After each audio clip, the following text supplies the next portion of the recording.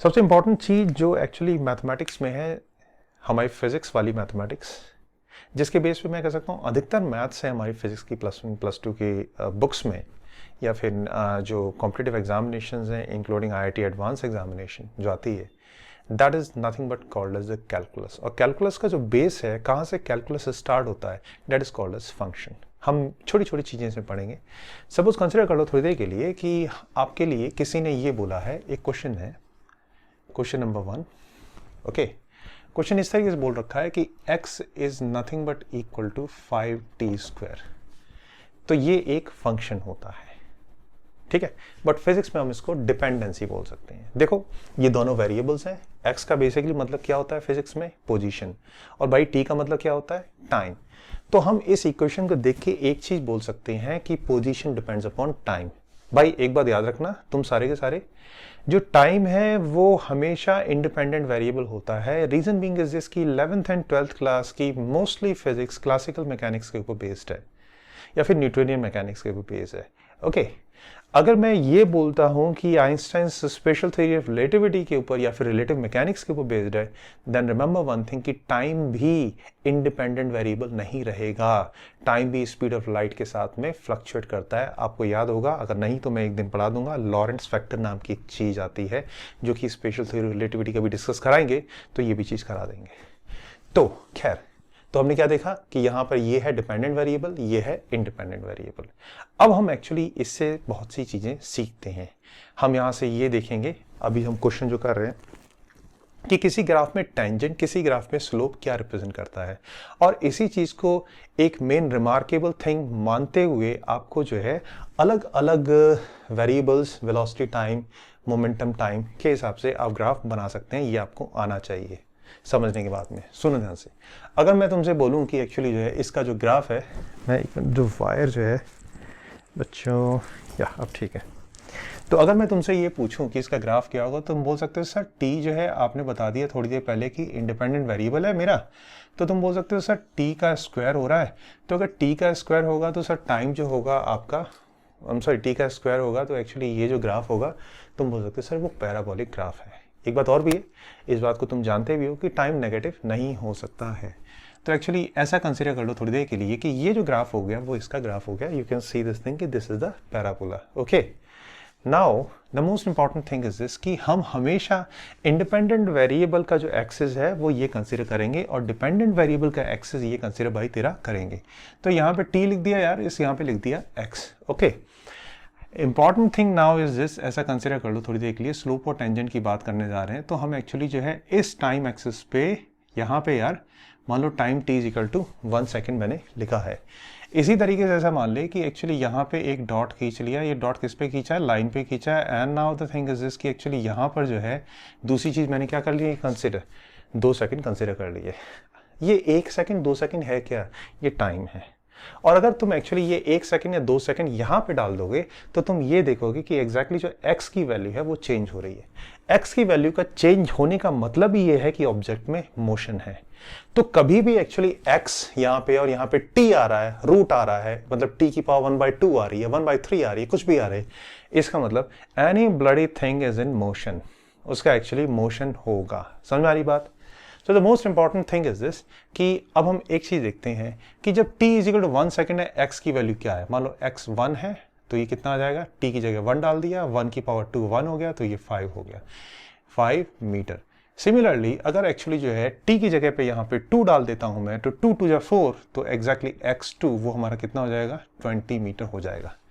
कभी कभी क्वेश्चन में ये पूछ लिया जाता है कि ये बताओ कि एवरेज वेलोसिटी क्या होगी from the time t is equal to 1 से t is equal to 2 second उस ऑब्जेक्ट की, जो ऑब्जेक्ट एक्चुअली इस इक्वेशन को फॉलो या फिर ओबे कर रहा है। तो तुम जो है ऐसे निकालोगे भाई, वेलोसिटी एवरेज राइट का फॉर्मूला क्या हो जाएगा, ये हो जाएगा, याद रखना, delta x upon delta T. मेरी बात बहुत ध्यान से सुनते रहना, delta x upon delta T. Delta x क्या है, चेंज इन पोजीशन, क्या बोलते हैं उसे, डिस्प्लेसमेंट। चेंज इन पोजीशन को डिस्प्लेसमेंट बोलते हैं, right, upon delta T, change in time. हाँ जी, फाइनल टाइम एक्चुअली क्या है हमारा, 2 सेकेंड, इनिशियल टाइम क्या है 1 सेकेंड, 2 - 1, चेंज मतलब फाइनल माइनस इनिशियल होता है फिजिक्स में।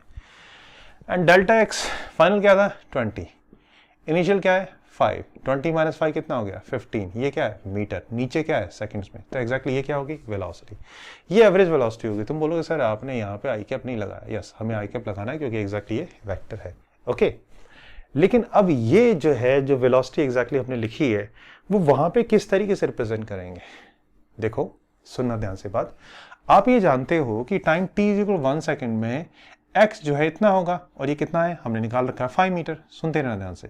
तो एग्जैक्टली ये जो चीज होगी ये होगी हमारी 5 मीटर के बराबर। इसी तरीके से एग्जैक्टली इसकी बात अगर तुम करोगे तो ये जो चीज हो जाएगी वो हो जाएगी 20 मीटर और ये x2 के बराबर हो जाएगा, ठीक है। ना the most important thing is this कि एक्चुअली यहां से लेके यहां तक ये जो चीज हो गई हमारी, अगर आप पूछो ये क्या चीज हो गई तो हम ये बोल सकते हैं ये जो पार्टिकुलर चीज हो गई हमारी जिसको कि हम डेल्टा टी बोल रहे हैं, ये जो चीज हो जाएगी ये हो जाएगी हमारी 1 सेकेंड, ठीक है बेटे। इसी तरीके से एक्चुअली जो है तुम एक और चीज कंसिडर कर सकते हो वो ये कि यहां से लेके यहां तक, ध्यान सुनना, यहां से लेके यहां तक ये जो चीज है वो किसके बराबर होगी, इतना, ये कितना है 20 और ये कितना है 5, तो 20 माइनस 5 कितना हो जाएगा 15 मीटर। तो ये जो चीज है मैं इस तरीके बना रहा हूं ऐसे यहां से यहां तक, ये कितना आ गया 15 मीटर के बराबर आ गया, ठीक है। अब हम एक काम करते हैं और वो ये कि एक्चुअली जो है हम ये जो दो पॉइंट्स आपको दिख रहे हैं इन दोनों पॉइंट्स को एक स्ट्रेट लाइन से जोड़ते हैं। तो इन दोनों पॉइंट से एक्चुअली एक स्ट्रेट लाइन गुजर रही है और उस स्ट्रेट लाइन को हम जो है इस तरीके से रिप्रेजेंट कर सकते हैं, ठीक है। ये होगी एक स्ट्रेट लाइन।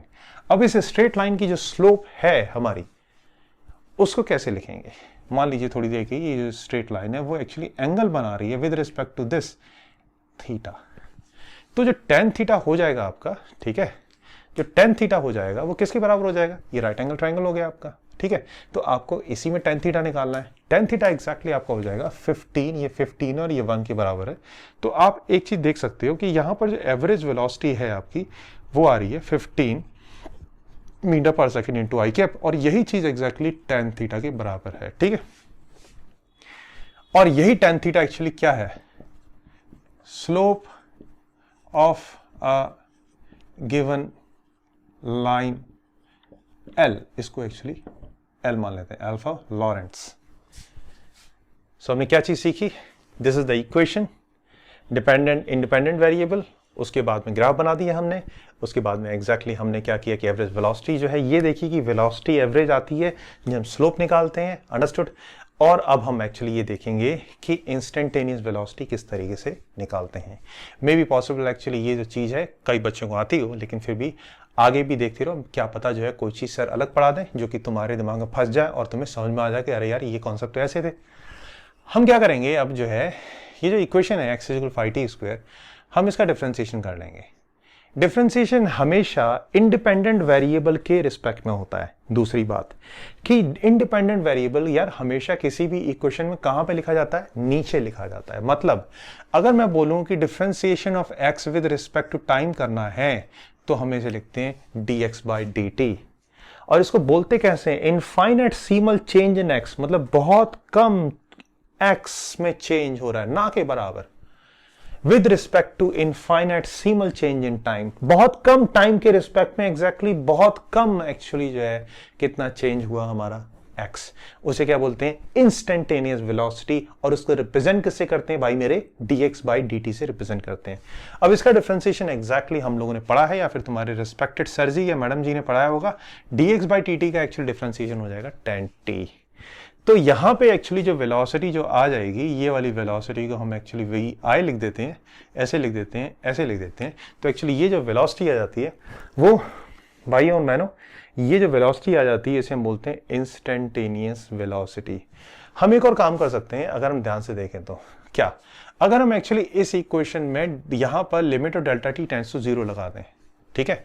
मैं काम करता हूं इस इक्वेशन के साथ में यहां पे इक्वल टू लगा के, अगर सपोज ऐसा कंसिडर कर लेते हैं कि delta x upon delta t लिखने के बाद में बच्चों अगर मैं यहाँ पर limit of delta T tends to 0 exactly कर देता हूँ, इसका मतलब ये है कि हमने जो है इंस्टेंटेनियस वेलोसिटी निकाल ली। Limit of delta T tends to 0 का एग्जैक्टली मतलब होता क्या है, देखो आप सबसे पहले चीज मेरी एक बात सुनो, कौन सा वेरिएबल यहां पर जो है वो डिपेंडेंट है, कौन सा इंडिपेंडेंट है। तो तुम बोल सकते हो सर जो x है आपका वो हो गया आपका डिपेंडेंट वेरिएबल, और जो टाइम है वो इंडिपेंडेंट वेरिएबल। टाइम को बहुत छोटा कर दो, चेंज इन टाइम ना के बराबर कर दो, तो एक्स भी ना के बराबर हो जाएगा। सो दैट्स वाई हमेशा जो लिमिट है वो इंडिपेंडेंट वेरिएबल की डाली जाती है, ठीक है। सो बेटा ये जो चीज है इसको लिखने का मतलब हम ऐसे ही लिख रहे हैं, और बेटा ये 10t एक्चुअली मतलब जो है इंस्टेंटेनियस वेलोसिटी हो गई। अब ये पूछना चाहेंगे कि सर जी इंस्टेंटेनियस वेलोसिटी अब उस ग्राफ में आप कैसे समझाओगे हमारे लिए। इंस्टेंटेनियस वेलोसिटी समझाने का हिसाब का बेटा इस तरीके से होता है कि एक्चुअली हम जो है इस ग्राफ में जहां पर भी तेरे को इंस्टेंटेनियस वेलोसिटी निकालनी है वहां पे एक्चुअली तू क्या डाल देगा, या फिर तुम क्या डाल दोगी बेटा, टेंजेंट तुम डाल दोगी। अब हम टेंजेंट डालते हैं। सपोज कंसिडर करो थोड़ी देर के लिए कि time t equal to 1 second है, तो आप क्या करोगे, मैं ब्लू पेन लेता हूं तुम लोगों के लिए, तो तुम क्या करोगे एग्जैक्टली यहां पे एक टेंजेंट डाल दोगे। ये हो गया एक टेंजेंट यहां पर इस पॉइंट पर, ठीक है। इसी तरह से time t equal to 2 second पे तुमने डाल दिया एक टेंजेंट यहां पर। ये जो टेंजेंट है इस टेंजेंट का एक्चुअली नाम t1 हो जाएगा, और एग्जैक्टली ये जो टेंजेंट है इस टेंजेंट का नाम हमारा हो जाएगा t2 टेंजेंट। अब एक चीज ऑब्जर्व कर सकते हैं बहुत अच्छी तरीके से, वो ये कि टेंजेंट t1 जो है उसका जो एंगल है with respect to this axis वो कम है as compare to this angle. Tangents की जो स्लोप है हमारी वो रिप्रेजेंट करेंगी हमारी इंस्टेंटेनियस वेलोसिटी। देखो एक और चीज बहुत ध्यान से सुनना, वो ये बेटे कि हमने क्या किया है कि अगर डेल्टा टी टेंड्स टू 0 कर दिया है, देखो ये जो चीज है वो क्या है तुम्हारी डेल्टा टी है, तुम देख रहे हो ये जो चीज मैंने क्या बनाई है डेल्टा टी के बराबर बनाई है आपकी। अगर मैं एक काम करूं कि इसी चीज को ना के बराबर कर दूं, ना के बराबर कर दूं, मतलब ये चीज ऐसी है, इस चीज को जो है मान लो ये डेल्टा टी था, अब मैं कर रहा हूं डेल्टा टी टेंड्स टू 0, तो भाई ये चीज इसके बराबर हो जाएगी ना।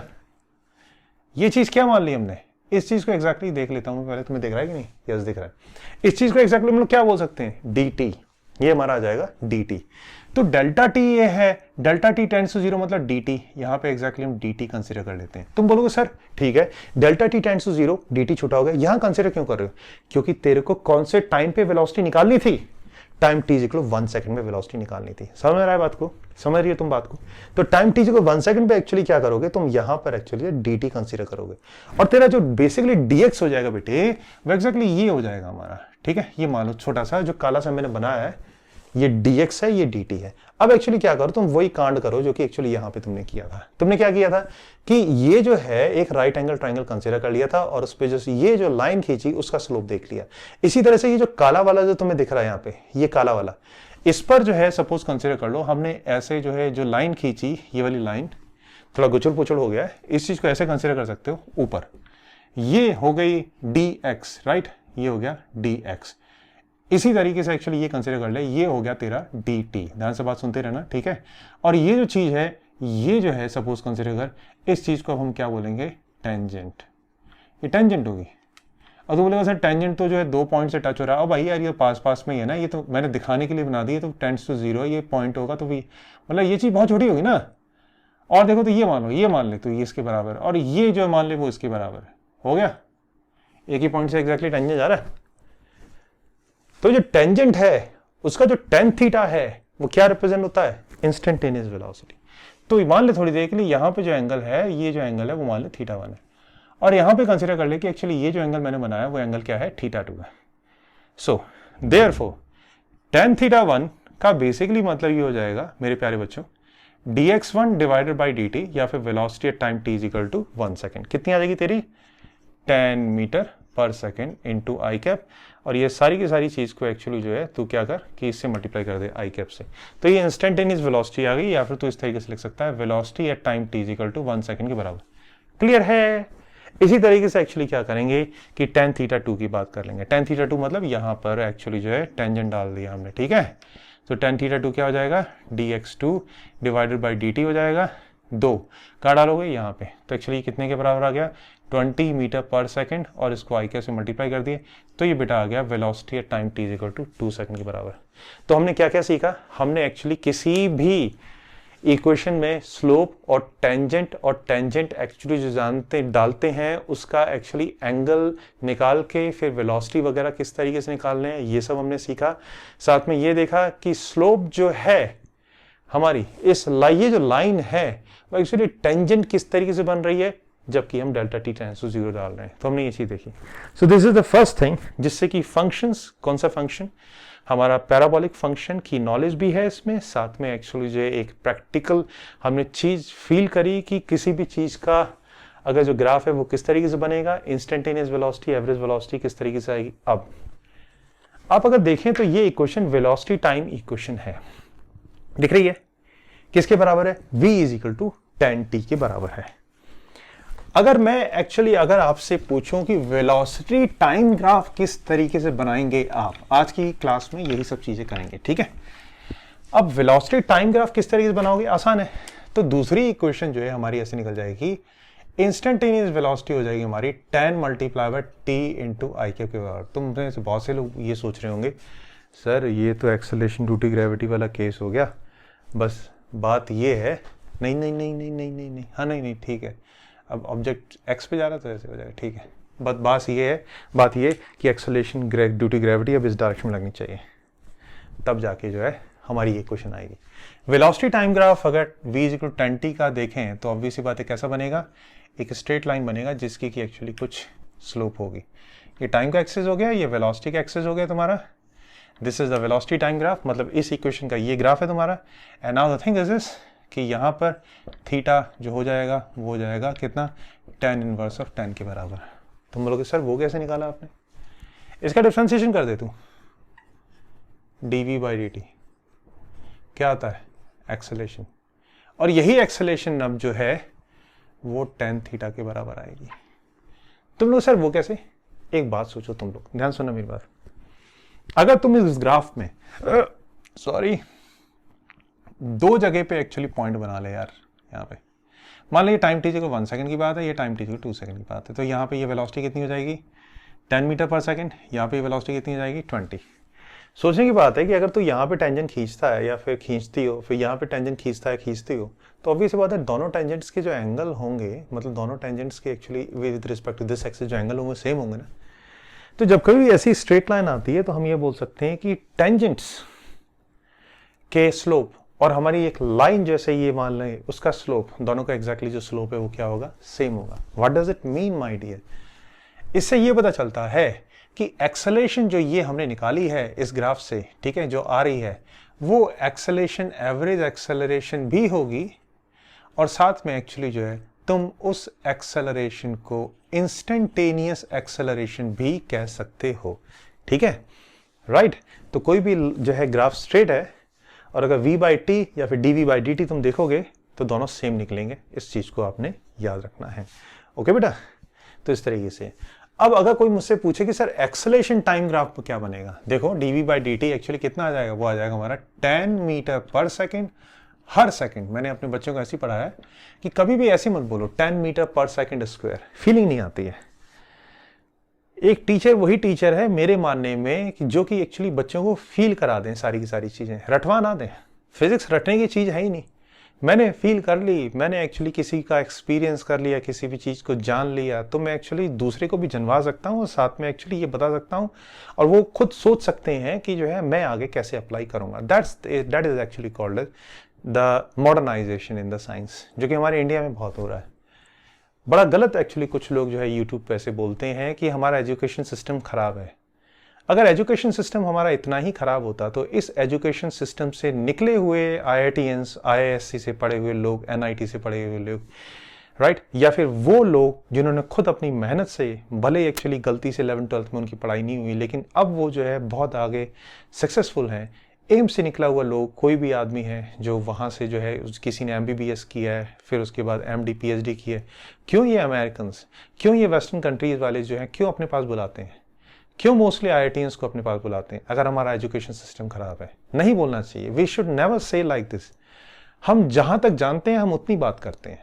अब अगर हम जानते ही नहीं है कि एक्चुअली रॉल्स रॉयस की कंपनी जो है जेट इंजन बनाती है, जो कि सेकंड नंबर का है, पहला एक्चुअली जो है जेट इंजन कंपनी बनाती है जनरल इलेक्ट्रिकल्स, तो we can not say this thing कि रॉल्स रॉयस की कंपनी कार बनाती है, that's the thing.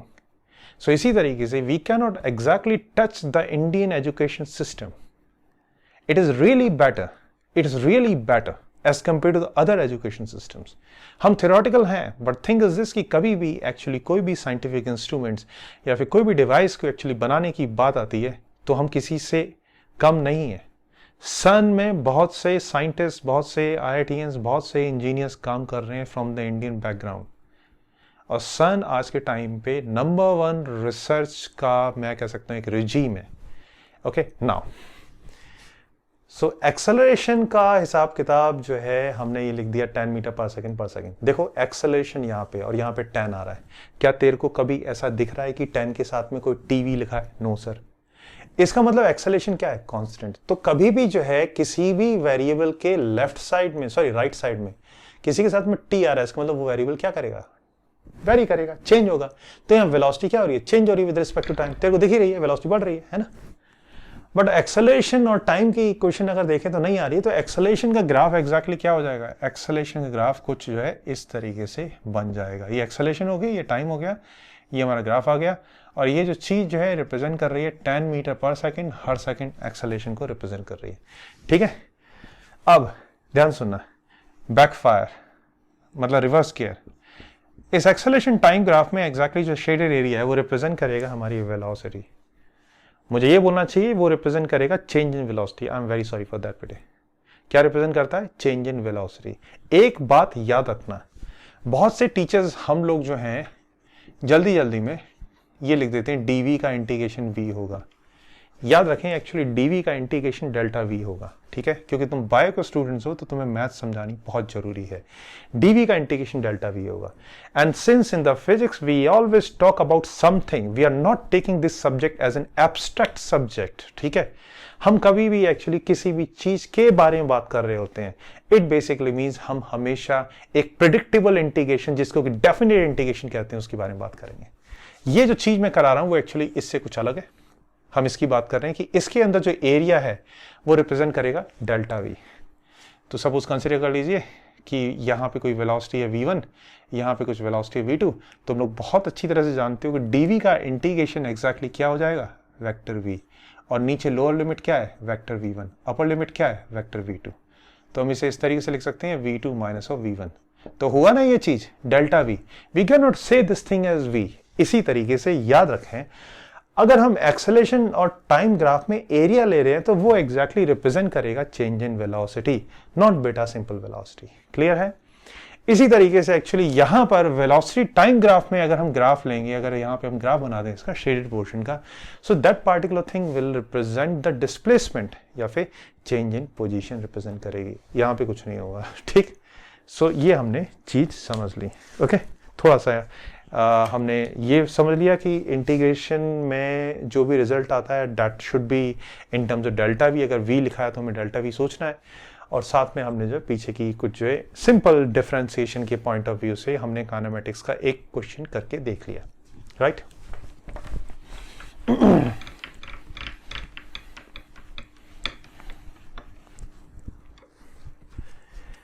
Okay, now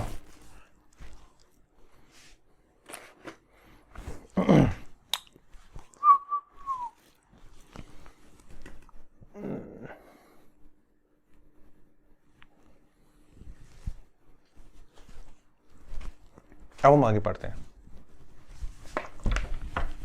मैं टाइम देख रहा था, एक्चुअली आधे घंटे की वीडियो काफ़ी ज़्यादा हो जाती है, लेकिन अभी क्या है, क्रैश कोर्स है, जल्दी जल्दी सारी की सारी चीज़ बतानी है।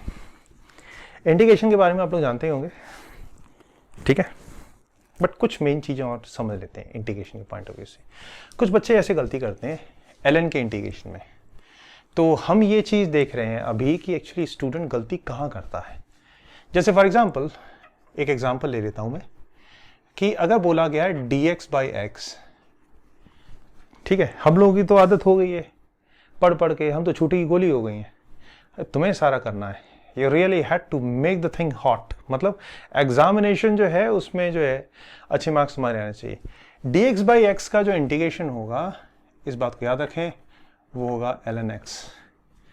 तुम बोल सकते हो हाँ सर ठीक है, लेकिन यार कुछ लोग पता है क्या करते हैं, अब मैं एग्जैक्टली साथ में क्या लिख देता हूं, मिस्टेक।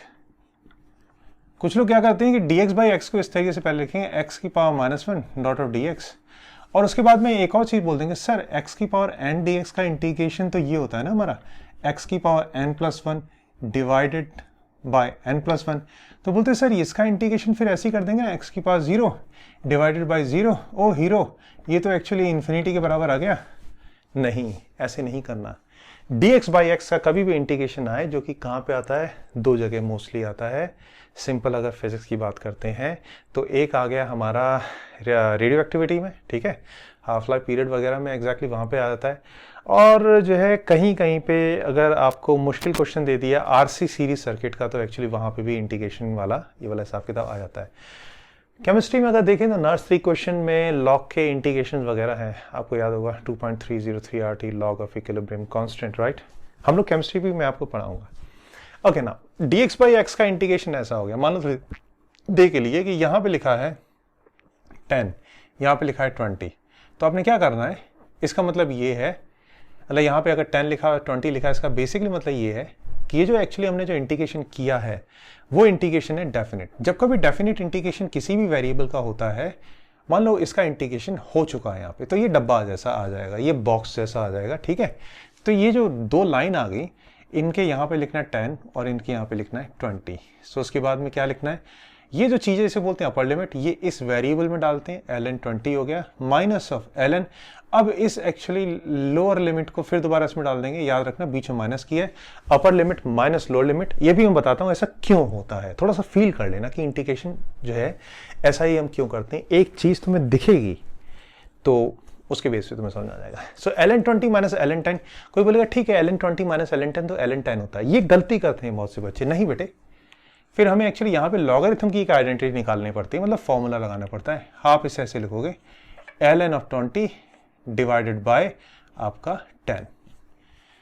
आइडेंटिटी क्या होगी, ln a upon b is nothing but ln a minus of ln b। So that's the thing, इस तरीके से एक्चुअली हमने करना है, ठीक है। तो ये गलती मत करना जो यहाँ पे जो मैंने बताया, प्लीज, ठीक है। इसी तरीके से और एक और चीज आपने याद रखनी है, कभी ln a इंटू बी आ रहा है तो आप उसको जो है ln a into ln b नहीं करेंगे, ln a plus ln b करेंगे, ठीक है। वीडियो को फिर दोबारा से रिवाइंड करके जो मैंने अभी चीज बोली है उसको ध्यान से सुन लेना, समझ लेना, ठीक है।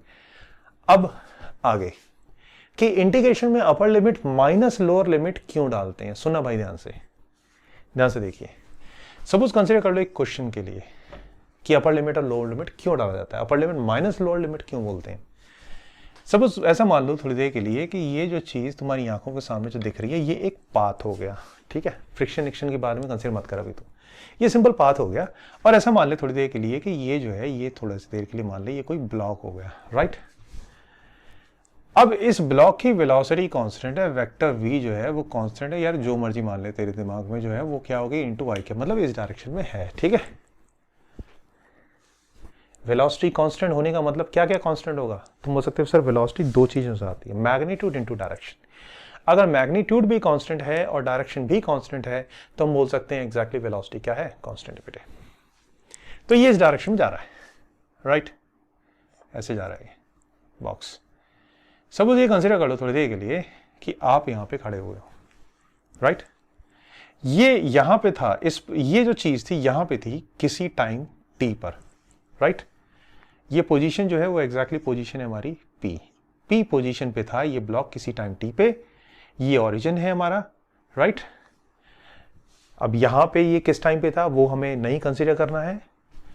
अब हमें ये कह रखा है कि ये ब्लॉक एक्चुअली यहां पे आ जाता है किसी टाइम t1 पे, और ये जो पोजीशन जहां पे ये ब्लॉक आ गया वो पोजीशन है तुम लोगों की p1।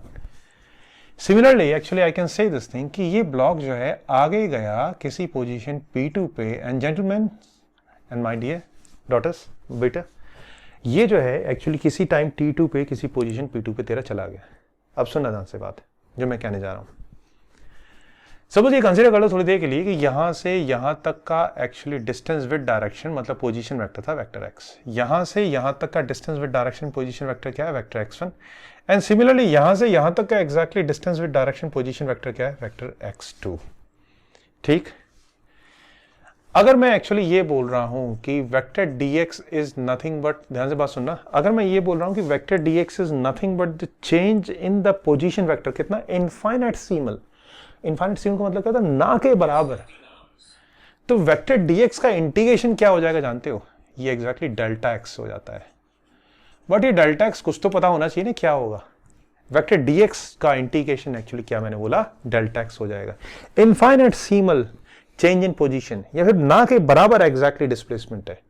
अगर हम ना के बराबर जो डिस्प्लेसमेंट थी, मानो dx है कहीं पे डिस्प्लेसमेंट इसकी, ऐसा मान ले कि यहां से लेके यहां तक की जो डिस्प्लेसमेंट है इसकी वो मान ले dx है, right. So the most important thing is this कि अगर हम एक्चुअली ये साइन लगा देते हैं इस dx के साथ में, इसका मतलब क्या है कि हम सारे dx को जोड़ रहे हैं। हमारे रेस्पेक्टेड सर जी जो कि संसार में नहीं है, जिनकी वजह से एक्चुअली जो है मैं तुम्हारे सामने बोल पा रहा हूं, and I am thankful to you कि तुम एक्चुअली मेरी चीज सुन रहे हो। किसी भी टीचर को फीस देके उस इंसान को बोला जाए कि तुम पढ़ो, इनडायरेक्टली, बच्चा नहीं बोलता है, और हमें बिंदास पढ़ा दो, इससे बड़ी और क्या बात होगी जो कि बेसिकली कोई स्टूडेंट करता है। हमारी नॉलेज कितनी बढ़ाते हैं, so we should be thankful. हमारे सर जी एक बात कहते थे कि ये जो तेरा साइन है ना, ये साइन सम का है, और बहुत अच्छी तरह से फील हुआ। सम ही तो हो रहा है dx का। इंटीग्रेशन का मतलब क्या है, जोड़ देना। किस चीज को, जो कि बेसिकली पहले जुड़ी हुई है, but the thing is this कि एक्चुअली हम क्या कर रहे हैं, हम कंसीडर कर रहे हैं उसको, ठीक है। टूटी हुई चीज का कभी इंटीग्रेशन नहीं होता है।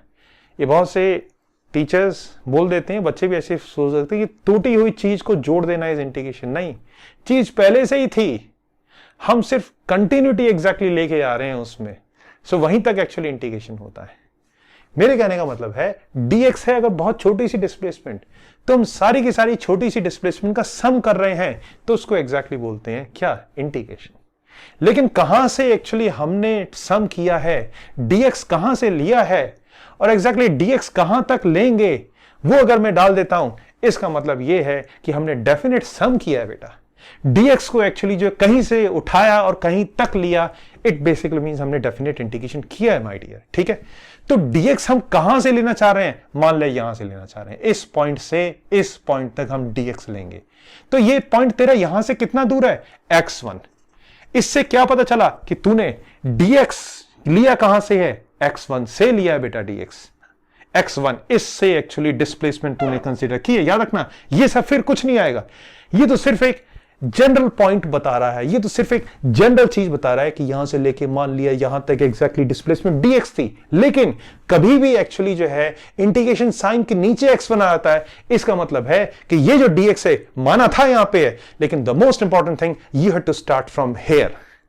चाहे 2 साल पढ़ा है किसी ने, चाहे नहीं पढ़ा है नीट की physics, but the most important thing is this, कोई भी एजुकेटर अगर बहुत अच्छी तरह से पढ़ा रहे हैं, समझा रहे हैं चीजों को, और उनके दिमाग में बहुत से फंडे हैं जिनको कि उन्होंने एक धागे में पुरो को रखा हुआ है, और वो चाह रहे हैं कि एक्चुअली हमारे बच्चे की रैंक अच्छी आई। So the most important thing is this, वो क्या करेंगे कि हर एक चीज के लिए जो कि एक्चुअली हमारे कोर्स में, कॉन्सेप्ट में, सब में एक्चुअली लगेगी, वो उनको जो है ऐसे समझा देंगे कि बच्चा उसे बिंदास अच्छी तरीके से अप्लाई कर पाएगा। So most important thing is this कि एक्चुअली वो अभी डिफाइंड पढ़ाई कराएंगे कि यहीं से यहीं तक पढ़ना है। 11th 12th में इनफाइनाइट तरीके से हम एक्चुअली बात कर रहे हैं, हम क्लास में नाचते भी हैं और बच्चे को उस सब्जेक्ट के प्यार में नचाते भी हैं। लेकिन वो पागलपन किस में होना चाहिए, टीचर में पहले होना चाहिए। वो एग्जैक्टली दुख कि ये कॉन्सेप्ट मुझे समझ में नहीं आया था जब मैं बच्चा था, ये चीज एक्चुअली टीचर में होनी चाहिए, जिससे कि एक्चुअली जो है वो बहुत अच्छी तरीके से दिल लगा के पढ़ा सकते हैं। खैर, बहुत होगी इमोशंस की बात। तो dx जो है वो कहां से स्टार्ट होगा, हम डिस्प्लेसमेंट कहां से करेंगे, वो बेटा यहां से पता चल जाता है। अगर यहां पे तेरा नहीं लगा होता x1, इसका बेसिकली मतलब है जहां मर्जी से ले लो dx। x1 से x2 का बेसिकली मतलब है हमने डिस्प्लेसमेंट यहां से यहां तक ली है। सो देयरफॉर ध्यान सुन, x2 माइनस x1 ही तो होगा ये डिस्प्लेसमेंट। हम dx ले रहे हैं, मान ले dx एक्चुअली जो है छोटे छोटे सारे dx को हमने जोड़ दिया, हमने dx सारे के सारे यहां से यहां तक डिस्प्लेसमेंट जो जोड़ दी है, तो कितनी आएगी बेटा डिस्प्लेसमेंट, ये x2 माइनस x1 ही आएगी ना। देयरफॉर हमें क्या लिख सकते हैं, x2 माइनस x1 लिख सकते हैं। So this is the thing, okay right.